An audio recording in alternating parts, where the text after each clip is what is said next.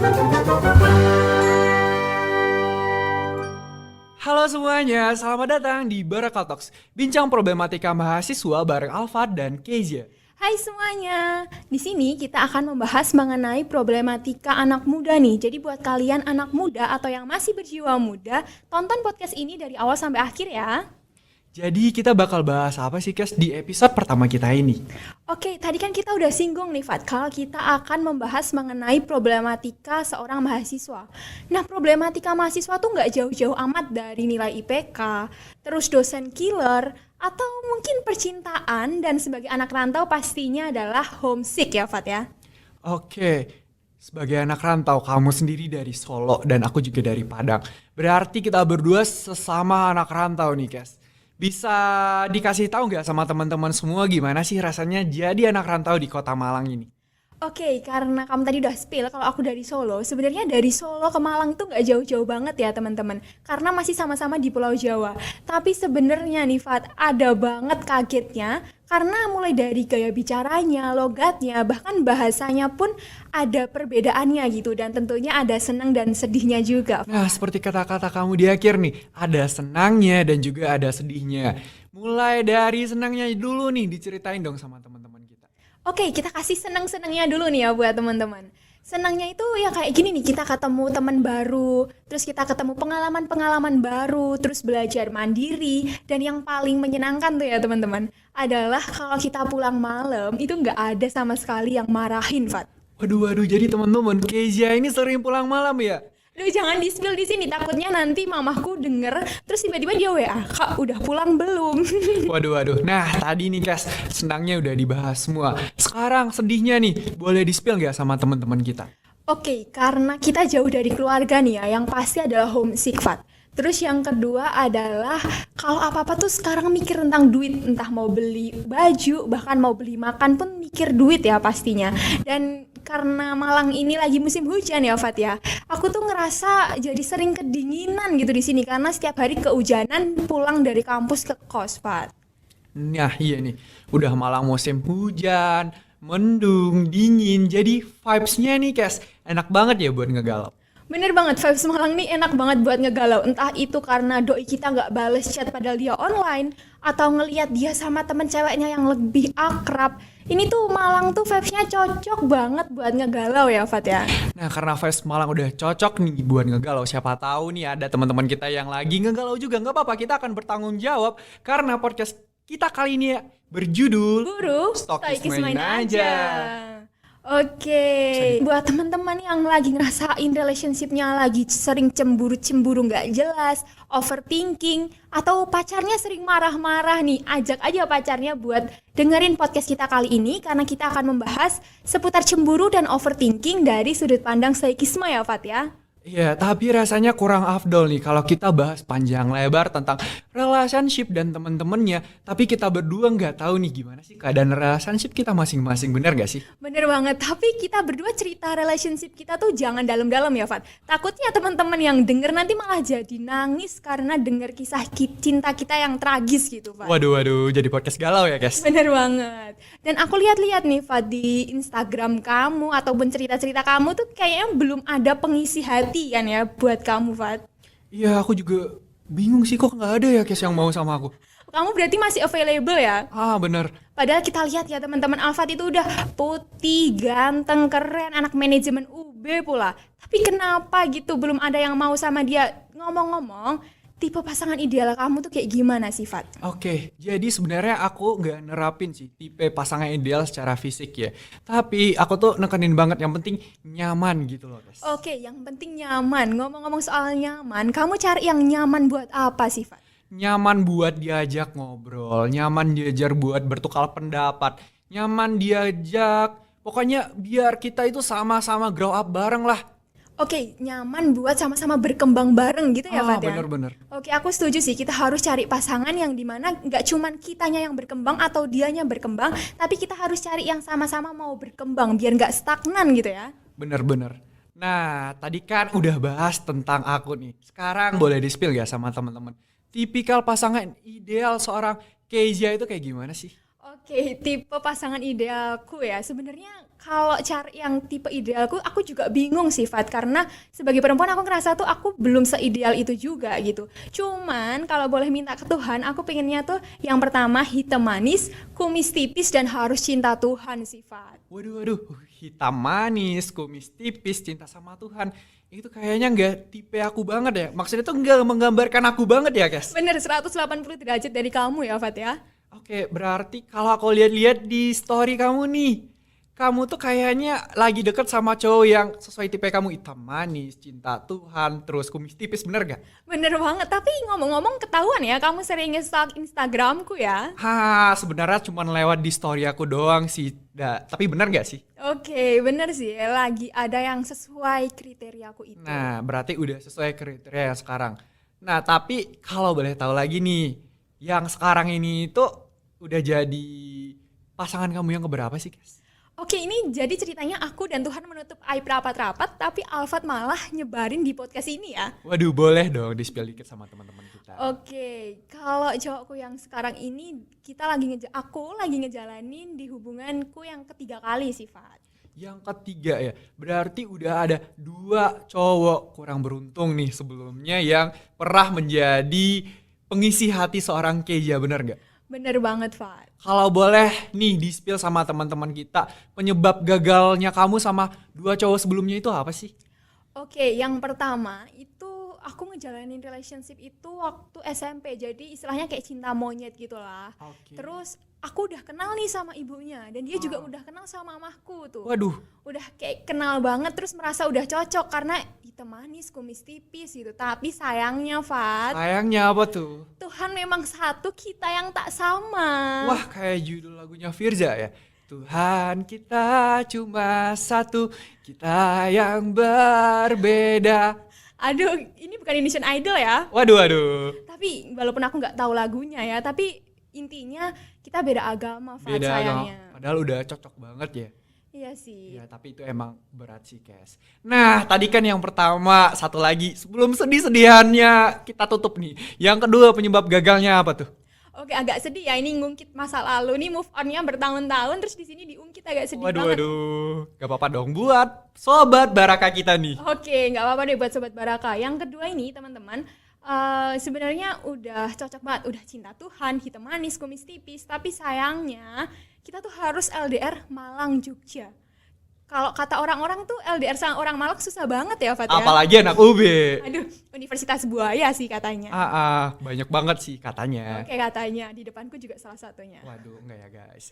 Oke, jadi kalau LDR-nya ini dia di Jogja, aku di Malang. Terus habis itu walaupun katanya LDR sama orang Malang tuh susah, tapi nyatanya Fat, malah dia yang punya orang lain di Jogja sana, Fat. Waduh, miris ya guys ya. Tragis ya, jangan sedih dulu. Karena kalau kata orang-orang tuh yang ngingetin makan di chat bakal kalah sama yang diajak makan di sana, Fat. Waduh, kok itu jadi podcast sedih-sedihan beneran ya, Kes? Enggak ya? Berarti bisa dibilang kamu itu kayak dikhianatin, disakitin lah kalau kata anak zaman sekarang sama yang kedua ini, bener gak?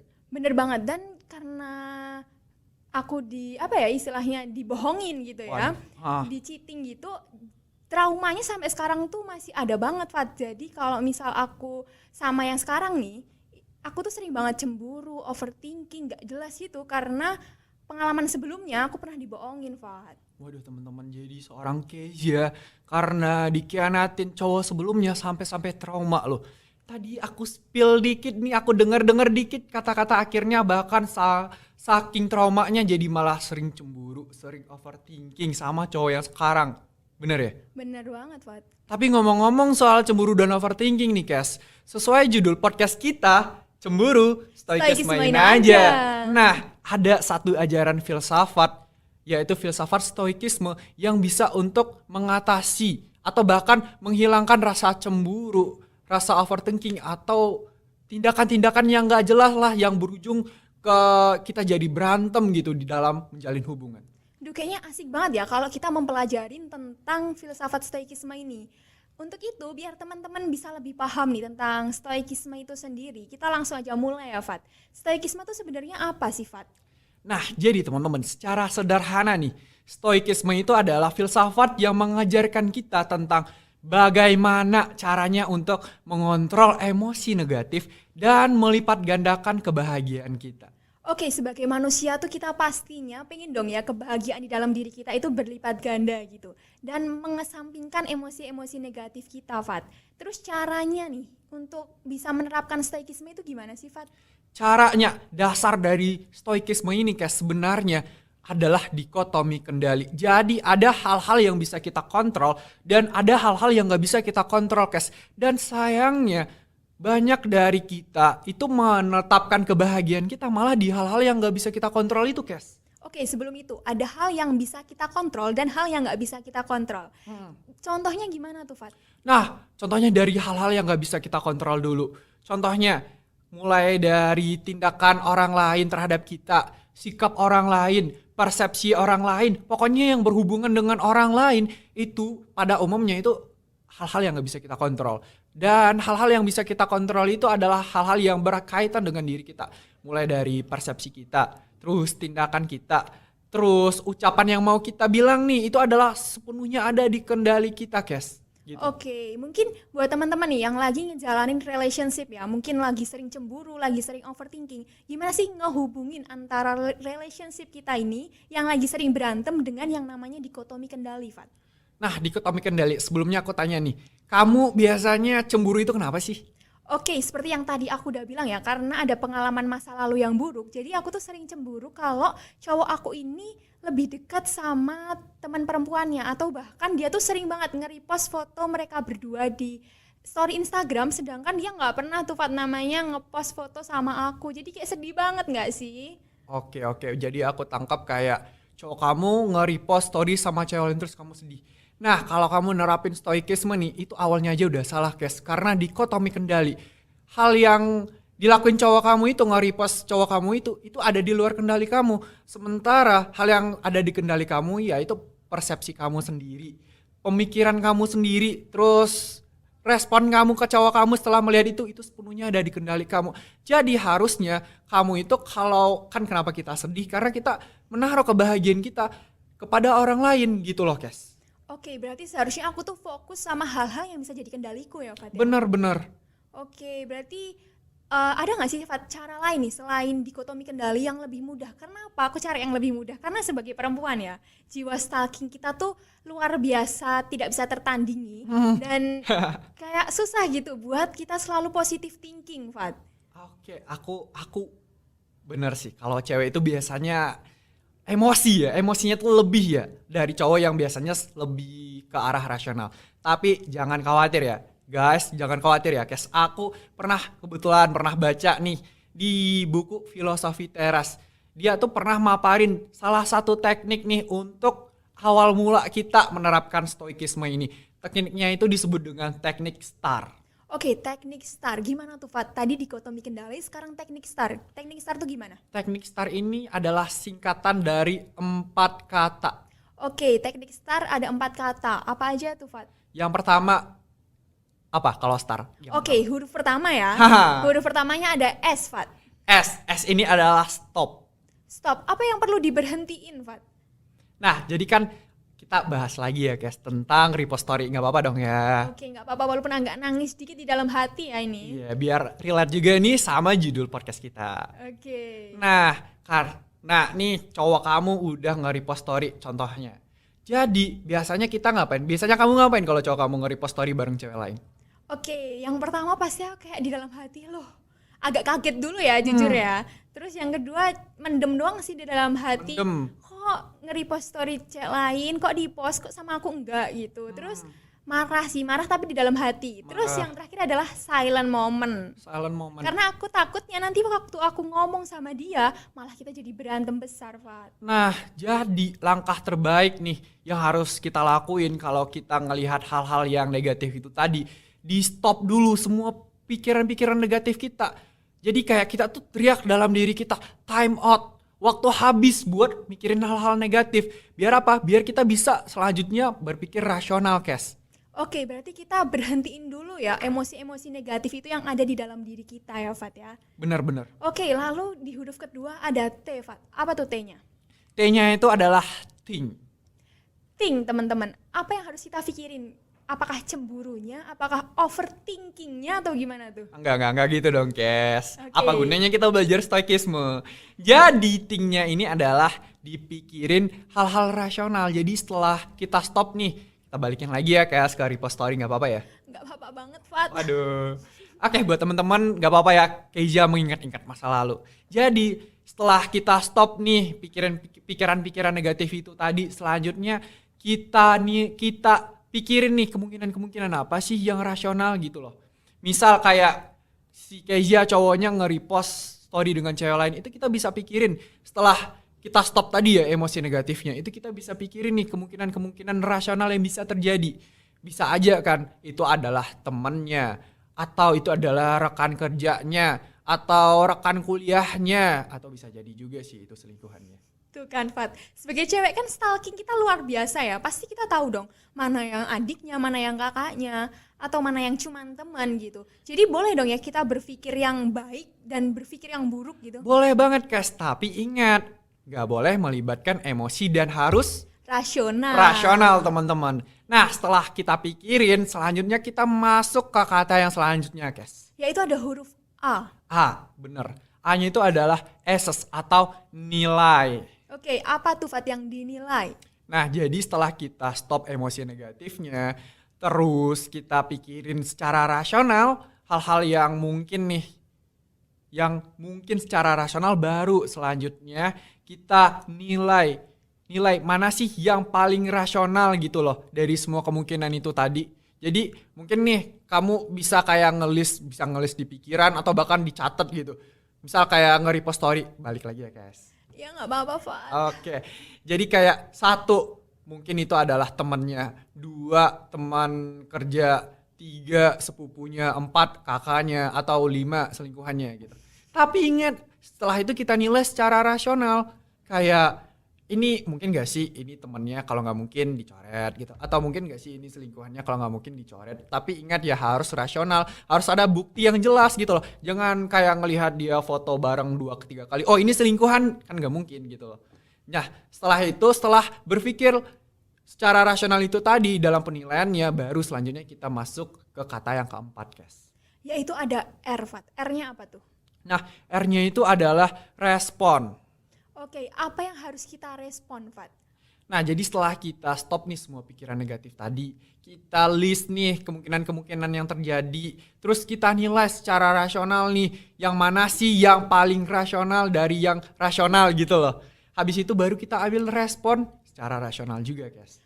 Oke, jadi harus direspon secara rasional ya. Kira-kira nih, kalau dari kasus yang aku tadi udah ceritain ke kamu ya, Fat, respon yang baik yang harus aku lakuin itu sebenarnya apa sih, Fat? Yang pertama, yang pastinya itu dari kamunya dulu nih. Kan kebanyakan cewek kalau udah kayak gitu responnya, kalau tanpa teknik STAR tadi ya, itu langsung marah, bakal kayak kamu langsung diemin gitu, silent moment. Padahal kan itu nambah masalah kan sebenarnya. Bener. Tapi kalau kita udah nerapin teknik STAR, berpikir secara rasional, kita bisa nih nanya langsung ke orangnya. Kebanyakan cewek udah negative thinking dulu kan, bisa aja dia bohong, bisa aja dia kayak, ya yang namanya cowok emang gitu kan, kayak cewek kan emang gitu ya. Nah jadi setelah kita teknik STAR itu, kita bisa berpikir secara rasional, kita bisa tanya dari hati ke hati gitu. Cowok sebenarnya kalau ditanya baik-baik gitu, dia pasti bakal jawab juga kok, dia pasti bakal jujur kok, dia pasti bakal terbuka. Beda kalau udah kita marah-marah, kalau ceweknya udah ofensif duluan gimana cowoknya nggak defense gitu loh. Tapi kalau ceweknya nanyanya baik-baik gitu, pasti juga bakal terbuka gitu loh. Tapi kalau udah diserang duluan ya ditangkis duluan juga dong sama cowok. Oke, sabar. Malah jadi marah-marah ya. Iya, enggak, santai. Tenang. Semangat ya teman-teman. Oke, berarti tadi teknik STAR udah ya dengan segala info-info yang udah dikasih sama Alfat. Terus manfaat dari teknik STAR itu apa sih, Fat? Oke, manfaat dari teknik STAR, terkhususnya ini stoikisme sih. Itu sebenarnya bisa kita terapin di segala lini, teman-teman. Misal kayak, tadi kita bahas tentang cinta-cintaan ya. Itu emang bisa banget malah. Terus selanjutnya kita bisa diterapin di perkuliahan. Misal kayak kita nih udah ngerjain tugas rajin, udah aktif di kelas, dapat IP rendah. Aduh, sedih banget. Nah, sedih kan? Padahal kalau kita menaruh kebahagiaan kita di apa yang bisa kontrol, kita bisa bahagia loh dengan ngerjain tugas. Kita langsung bahagia. Wah, aku tadi ngerjain tugas nih.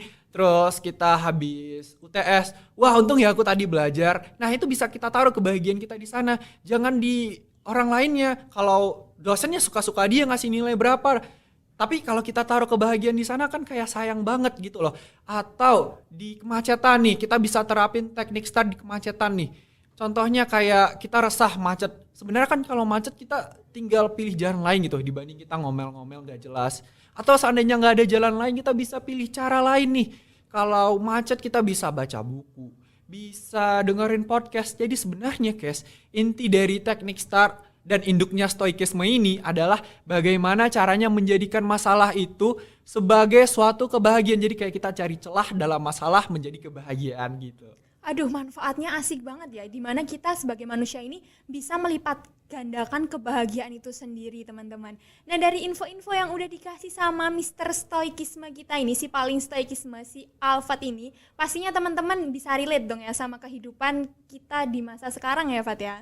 Waduh, si paling stoik gitu enggak ya teman-teman. Di sini kita sama-sama belajar. Aku pun masih sangat jauh lah dari kata-kata stoik. Tapi aku yakin kalau teman-teman semua nih menerapkannya dalam kehidupan sehari-hari, perlahan tapi pasti akan bisa menerapkan stoikisme ini dalam kehidupan sehari-hari. Ingat kuncinya konsisten dan terus berjuang. Dan perlahan teman-teman akan merasakan nih kalau udah berhasil untuk menerapkan stoikisme dalam kehidupan sehari-hari itu akan bisa untuk bahagia selalu, always happy gitu loh. Aduh, asik banget tuh bahagia selalu ya. Itu tadi teman-teman podcast dengan judul Cemburu Stoikismein Aja.